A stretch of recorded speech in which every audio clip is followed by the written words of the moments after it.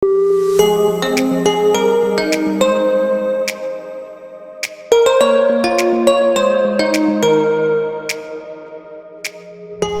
dibonceng kan polisi nggak ada ruginya.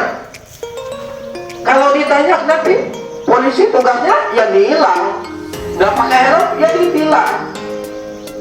Kalau pakai helm ya nggak apa-apa, untuk keselamatan sendiri.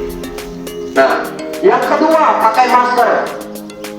Nah, fungsi lain dari masker ini apa?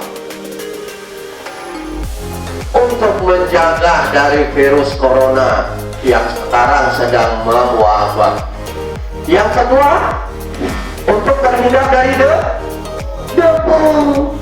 Tapi di saat mengendarai sepeda motor dibonceng, kita tidak puncak-puncak mata. Kita juga tidak menghirup udara kotor.